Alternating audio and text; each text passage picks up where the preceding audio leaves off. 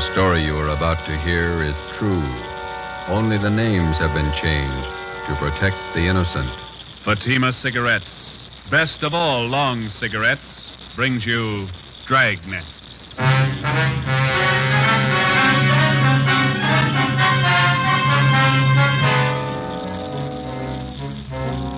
You're a detective sergeant. You're assigned to Juvenile Bureau. A potential killer roams the halls of one of the high schools in your city. Girl students have been brutally slashed by the criminal. Your job, stop him. If you want a long cigarette, smoke the best of all long cigarettes. Smoke extra mild Fatima. Yes, Fatima is the king-size cigarette which contains the finest Turkish and domestic tobaccos superbly blended to make it extra mild, to give Fatima a much different, much better flavor and aroma than any other long cigarette. That's why Fatima has more than doubled its smokers coast to coast. Enjoy extra mild Fatima yourself. Best of all long cigarettes. It's wise to smoke extra mild Fatima. It's wise to smoke extra mild Fatima.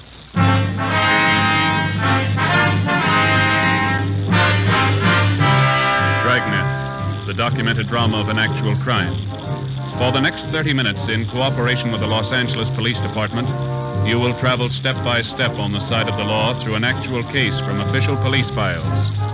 From beginning to end, from crime to punishment, Dragnet is the story of your police force in action. It was Thursday, November 4th. It was windy in Los Angeles. We were working the day watch out of Georgia Street Juvenile Bureau. My partner's Ben Romero. The boss is Captain Bowling, Commander Juvenile Division. My name's Friday. It was 2:45 p.m. when we got to Charter High School. Main entrance. Which way, Joe? I don't know. We can ask this boy. Hey, son, Yeah? where's the principal's office? Straight down the hall. Last door on the left. Thank you. What's all the noise about? Football rally. We're playing Piedmont today. Probably lose. Can't beat confidence like that. Kids are sure funny nowadays. Yeah. Check that sign. Mm-hmm. Junior prom. $1.25 for couple. Makes you feel old, doesn't it? I never did go to those high school dances. How come? Couldn't dance. Wife says I still can.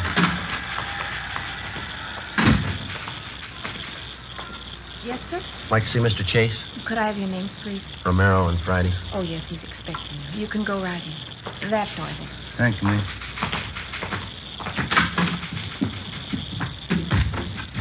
Mr. Chase? Yes? My name's Friday. I talked to you on the phone. Oh, yes, certainly, Sergeant. Have a chair. Thank you. This is my partner, Ben Romero. How do you do, sir? How are you, Mr. Chase? Sit down. Sit down. Certainly glad to see you, gentlemen. I'm at the end of my rope. Would you mind briefing us, Mr. Chase? How did all this trouble start? I don't know how it started. I don't know why. But here's the result, Sergeant. This dress, bloodstains on it. Mm-hmm. What's the story? A woman stormed in here and said her daughter came home from school yesterday wearing this dress. She told her mother she'd been knifed here at the school. Mm-hmm. How many cases like this have you had? 21 in the past 3 weeks. Why didn't you notify us? Believe me, Sergeant, I didn't know which way to turn. When I first learned about these knifings, I wanted to call in the police, but some of the girls who'd been cut, the parents didn't want it reported. The publicity, the notoriety, they didn't want it. Hope you realize, Mr. Chase, that it's a pretty serious business. Believe me, I did realize. What could I do? The knifings had to be stopped. The parents didn't want them reported. I've tried everything humanly possible to find out who's responsible. What have you tried, Mr. Chase? Well, I called on some of the older students from the Boys' Council. I placed them all over the grounds of the buildings and told them to keep an eye out. No results, huh? The knifings have gone right on. This past week, they've even gotten worse. Oh, that reminds me. Just a moment, please. Yes, Mr. Chase? Doris, would you get Jim Travers, please? Have him come to my office right away. Yes, Mr. Chase. Travers is head of the Boys' Council. He helped organize the system of guards. He might be able to give you some information. You said a minute ago that the situation has been worse this past week. You mean the knifings have gotten more frequent? More frequent and more serious. One girl was cut very badly this morning. She had to be sent home. Are most of these girls cut in pretty much the same manner? The school nurse treated some of them. She says it looked to her as though the girls had been slashed with a very sharp knife, probably a razor. Is there any definite time pattern to these knifings? All of them happen between periods when the students change classes. The corridors are pretty well crowded. That's why it's so difficult to pin it down to any one person. I see. How about the victims themselves, Mr. Chase? Is there any set pattern there? That's what has me frightened. How do you mean? Most of the victims are rather pretty girls. Whoever's doing this seems to have a preference for them. It's frightening when you think of what kind of mind the person must have. It's a little more than frightening, Mr. Chase. Huh? The person with a knife must be a mental case, probably a dangerous one. I don't think he's going to be satisfied with just knifing the girls. Killing? Possible if we let it go much longer. You wanted to see me, Mr. Chase? Come in, Jim. I would have come sooner. I was tied up with a rally committee. Jim, this is Sergeant Friday and Sergeant Romero, police officers. Right, Jim. They're here to investigate the knifings. I thought maybe you'd be able to help out with some information. Well, I still have the fellows on the council watching the corridors. We haven't seen anything yet. Well, do you have any time after the rally, Jim? We'd like to have you show us around. Okay, Sergeant. Is the school nurse still in her office? I'd like to talk to her, too. I think so. Jim, when does Miss Wesley go home? 3:30 on Thursday, Mr. Chase. I'll tell her to stay on a few minutes. That's fine. We'll meet you outside the office here, huh? Okay, I'll see you later then. Right. Is school out for the day? Yes, it is. Guess we'll have to wait till morning to interview the victims. The first class is at 8 o'clock. I'll have the girls assemble in the classroom next to my office. All right, Mr. Chase. Thank you. I'll be right back, Doris. See you gentlemen out. Looks like the rally's just breaking up, huh? 3 o'clock now. The game's at 3:30. The kids certainly jam up the corridor. Come on, come on. Let us through here. Let us through, please. All right. The rest of you go about your business. Go on now. What's the matter, young lady? What's the trouble? Patty Larson, she's fainted. What's the matter with her? Look at her dress. It's covered with blood. An ambulance was called, and the injured girl was taken to Georgia Street Receiving Hospital, where she was treated for a cut on her right forearm and a deep slash across her hips. She was not in serious condition. It was the doctor's opinion that the wounds had been inflicted either by a very sharp knife or more probably a razor. A detail of plainclothesmen were dispatched to Charter High School to keep the grounds and quarters under strict surveillance until further notice. At 7:30 the next morning, policewoman Lorraine Jensen, Ben and I met at the high school with Principal Chase and Jim Travers, the head of the boys' council. By 9 a.m., all of the 21 knifing victims were assembled in one of the empty classrooms. Policewoman Jensen outlined our plan of questioning. May I have your attention, please? This isn't going to take very long, girls, but I will have to ask you to cooperate with us. Try to remember every detail of the time and the place that the knifings occurred. Do you all have a report form to write on? Yeah, they're all set. We'd like to have you write 3 things. First, exactly where you were when you were injured. After that, write the date and the time. Make that just as close as you can remember. I don't remember, do you? I don't know what you're At the bottom of the page, write the name of the person you suspect might have cut you. Your answer will be kept confidential. Please don't compare notes with the girl next to you. We want your version, not your neighbor's. Sergeant. Yep, Travis? 5-minute warning bell. Yeah, okay. All right. Yeah, Joe. There's a recess coming up. We want to check the quarters. Can you make out alone for a little while? Sure, you two go ahead. We can check the slips when you get back. Right. Let's go, Ben. Yeah.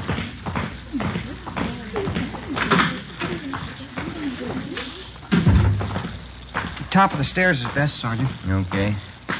If you stand back a little from the railing, no one down below can tell if they're being watched either. Okay. I'm pretty much interested in police work. You know, the lie detector and stuff. Uh-huh. Will you keep on going here? One more flight. All right. I wrote a paper once on the lie detector for our physiology class. The teacher liked it. That's so. Yeah. I've been reading how they take fingerprints, cloth imprints, and all that. Pretty interesting. Here we are. We can keep an eye on the whole corridor from here. Okay. What detail do you officers work out of? Georgia Street Juvenile. You know Lee Jones or Ray Pinker? Oh, yeah. I've read a lot about the crime lab. Why don't you come downtown some afternoon? We'll show you around. That'd be swell. Okay. Must be interesting, meeting all kinds of people, watching how they behave, you know. Yeah, it's interesting. During the recess, while the students moved from classroom to classroom, we kept the main quarter under close surveillance. The other men from Juvenile Bureau covered the rest of the quarters. We kept an eye on the main quarter during the third recess between periods at 11 a.m. Again, no results. At 11:30, Travers went to check with the members of the Boys' Council to set up the noontime watch. Ben and I went back to the classroom on the main floor to check with policewoman Jensen. We helped her tally the results of the questioning of the girl victims that morning. Let's see, 17, 18, 19. Well, that takes care of the lot. Let's see. There it is. Now what's it mean? Well, 12 say they were knifed on the main corridor, 3 knifed outside the building, 4 on the stairway, 2 in a classroom. The times they list. Doesn't look like there's any pattern there. How about the suspects that they wrote down? That's even got me beat. We've got more of them than we have victims. Here. There's 4 pages of names. Some of the girls wrote down as many as 5 suspects. That's going to help a lot. How many altogether? Let's see. 34. Oh, hi, Mr. Chase. Did you find out anything? Well, it didn't turn out too well. Nothing definite. Terrible morning. Parents calling up, newspapers. I don't know.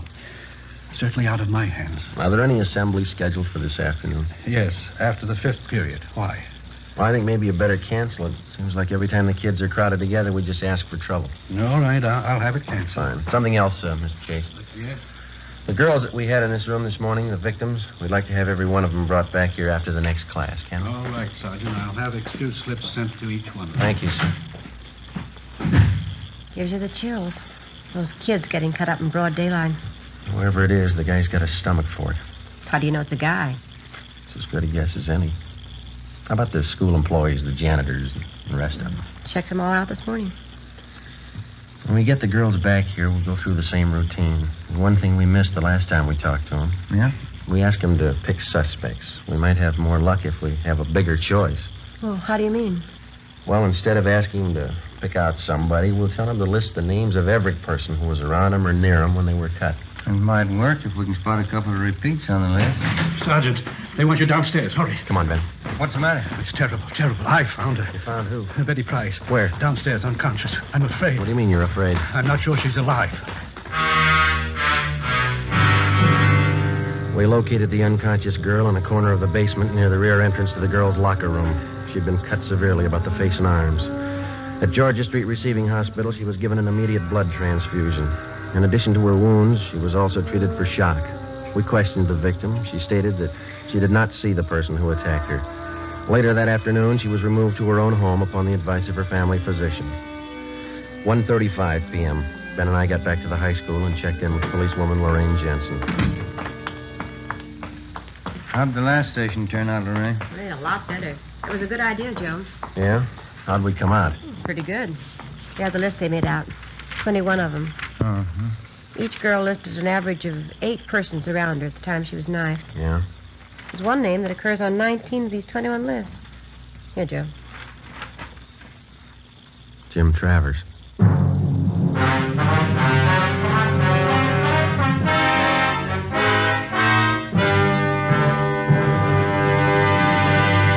You are listening to Dragnet, the case history of a police investigation, presented in the public interest by Fatima Cigarettes. If you smoke a long cigarette, it will be in your interest to listen to a typical case history of a Fatima smoker. It's the case of Mr. Frank Fenton, well-known author and Hollywood screenwriter. This is his actual signed statement. When a writer gets absorbed in his work, he loses track of time, smokes more than usual. And this happens often to me. As a result, I appreciate a mild cigarette. Fatima is extra mild. I agree it's wise to smoke extra mild Fatima. And so do more and more smokers every day. Actual figures show extra mild Fatima has more than doubled its smokers coast to coast. So enjoy extra mild Fatima yourself. The king-size cigarette, which contains the finest Turkish and domestic tobaccos, superbly blended to make it extra mild. You will prefer Fatima's much different, much better flavor. You will agree. It's wise to smoke extra mild Fatima. It's wise to smoke extra mild Fatima. The best of all long cigarettes.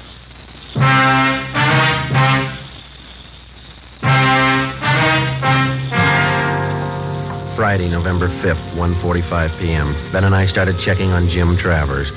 In the registrar's files, he was listed as James Kirkland Travers, 17 years old. He was a well-known, popular student. He was a fine athlete. He was from a well-to-do family. His father was the head of an engineering firm. His mother was from one of the oldest families in the city. During his 3.5 years at Charter High, Jim Travers had maintained close to an A average in his studies. He'd been president of his class since freshman year, and he'd held numerous other class offices. We interviewed his teachers. They had nothing but praise for Travers. They tabbed him as a brilliant young man with an excellent future. We asked about Travers' friends, who he palled around with.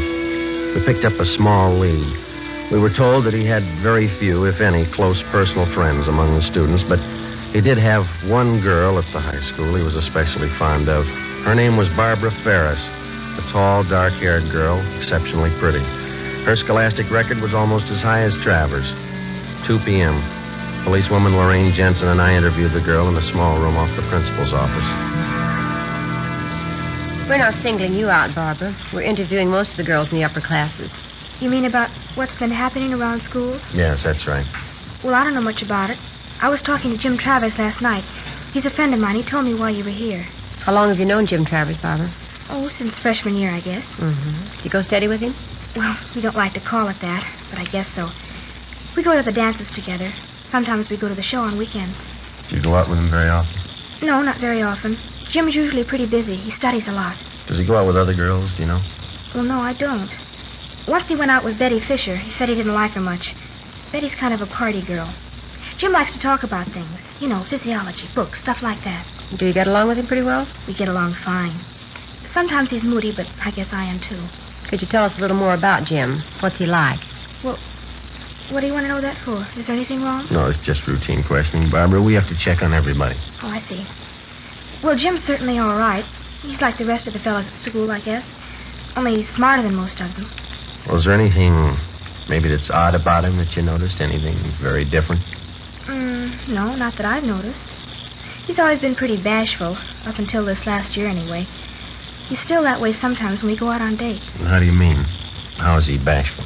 You know, about girls and things. He's always nice, though. He's not always thinking about necking and stuff like most of them. You mean he's not the romantic type? Well, he can be romantic when he wants to. Once we parked outside my house after a dance. He's always nice. It was just this one time. What was that? Well, he kissed me, and then he twisted my arm behind my back. He kept twisting it for no reason. Yeah? I told him it hurt me, but he wouldn't let go. He kept twisting my arm. What did he say? That's what was so funny. He said, "I like you better than any girl I know." Yeah? Then he said, "That's why I'm hurting you." After talking with Barbara Ferris, we had a pretty good idea that Jim Travers was the suspect we wanted. But because of his fine background and his record, we realized that we'd have to prove beyond any question of a doubt that he was the guilty person. We had only one thing to go on besides the information Barbara Ferris had given us. During the morning recesses, when Travers was with Ben and I was watching the corridors, not one knifing took place. When we had left Travers and gone downstairs to check with policewoman Jensen, a girl had been found slugged and cut at the rear of the girls' locker room. 2:30 p.m., Ben and I met with the suspect. How's it going, Sergeant? Any luck? Not much, Jim. What's that, another rally? No, a band practice. Junior prom's tonight, isn't it? Yeah. You talked to the girl who was knifed downstairs, huh? Find out anything? No, not much. You want to stick with us this afternoon? I think you might be able to help us out. Sure. I've got the fellows on the council standing by if you want them. Fine. Let's go outside, huh? Got something to tell you. Sure, okay. We can go out this way.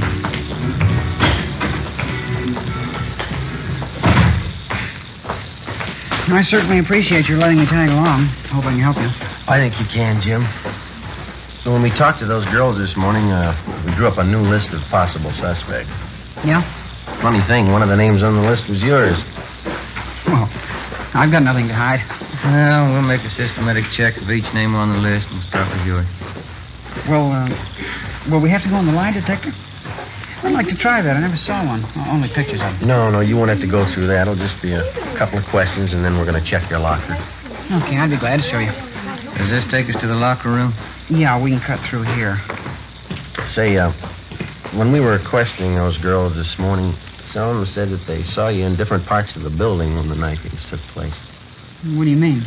Well, your location didn't exactly jibe with your classroom schedule. In other words, your class was on the 3rd floor, but you were seen down in the main corridor. Now, how do you account for that? Well, you see, I usually take walks between periods. Sitting in classrooms makes me nervous sometimes, you know.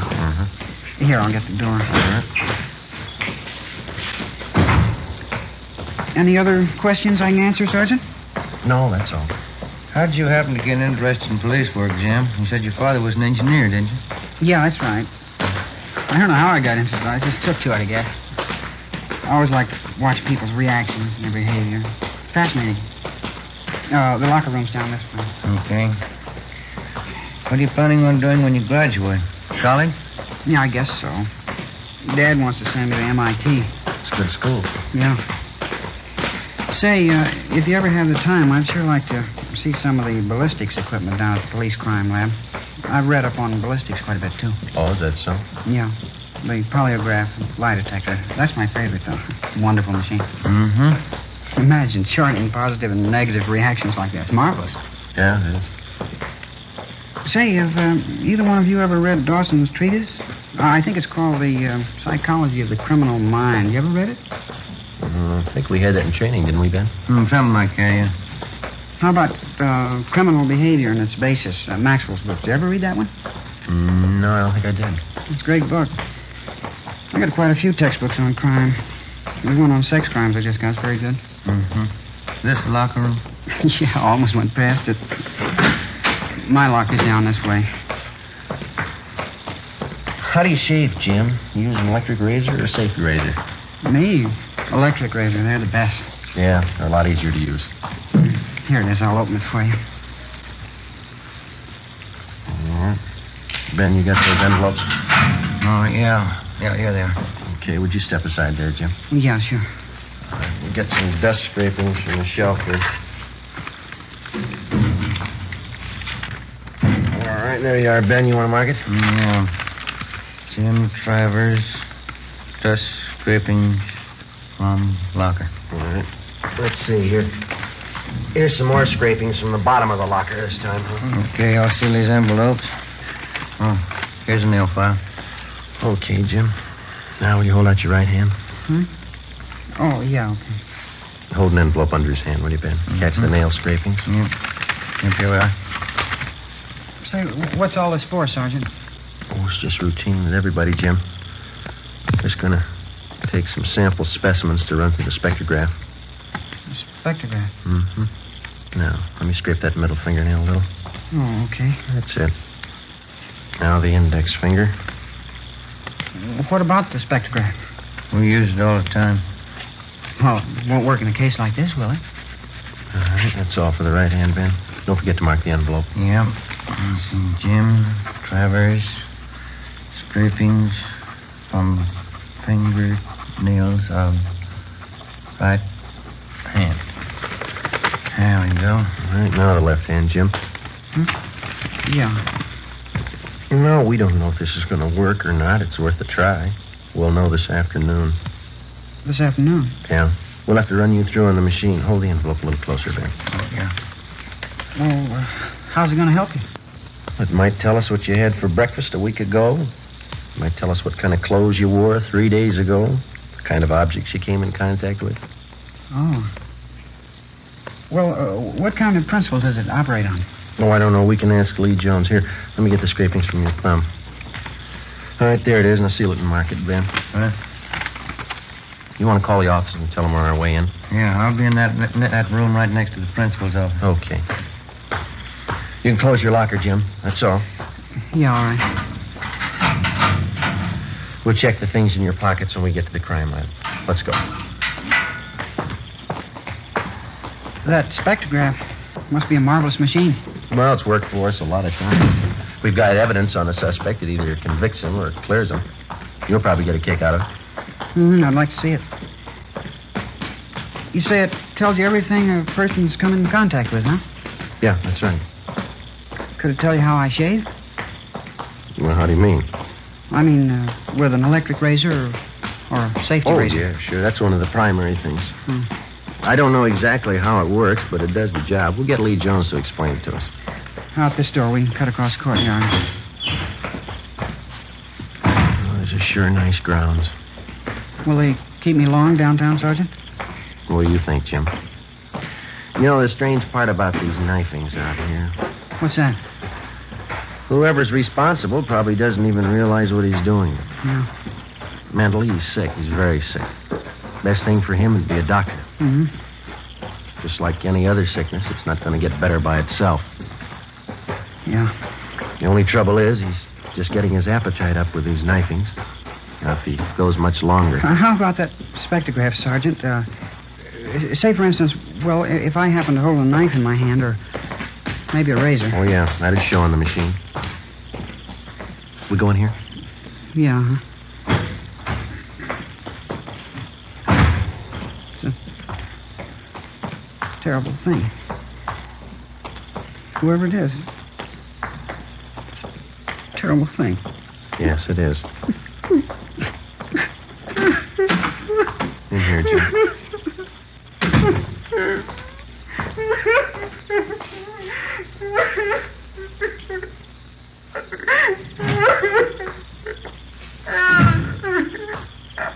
Joe, how's it going? I think he's ready to tell us. Hope so. I expect a graph won't. All right, son, you want to tell us about it now? I couldn't help myself. I had to do it. I had to. I couldn't sleep. I couldn't study unless I did it. I couldn't help myself. You're responsible for all the knifings, are you?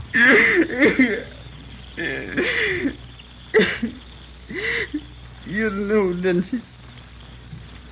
Who told you? You told us, Jim. I'm glad you caught me. It was getting worse.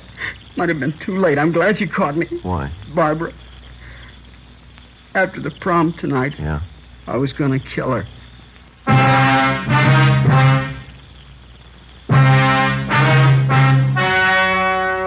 The story you have just heard was true. Only the names were changed to protect the innocent. On December 15th, the hearing was held in Juvenile Court, Department 38, City and County of Los Angeles, State of California. In a moment, the results of that trial. It's amazing how many long cigarette smokers are changing to extra mild Fatima. Here is the actual report. From coast to coast, Extra Mild Fatima has more than doubled its smokers. Yes, more and more smokers every day are discovering that Fatima is the king-size cigarette that is extra mild. Extra mild because it contains the finest Turkish and domestic tobaccos superbly blended to make it extra mild, to give it a much different, much better flavor and aroma. Enjoy extra mild Fatima yourself. Best of all long cigarettes. It's wise to smoke extra mild Fatima. It's wise to smoke extra mild Fatima.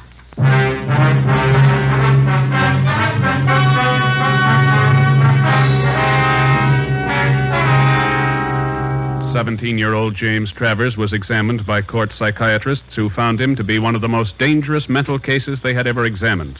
The boy's parents, who cooperated to the fullest with the police officers and with the court, made only one request, that the boy be committed to a private sanitarium. James Travers is now under confinement at that sanitarium for an indefinite period of time. You have just heard Dragnet, a series of authentic cases from official files. Technical advice for Dragnet comes from the Office of Chief of Police W.A. Wharton, Los Angeles Police Department. Fatima Cigarettes, the best of all long cigarettes, has brought you Dragnet from Los Angeles. Screen Directors Playhouse presents a Damon Runyon story tomorrow on NBC.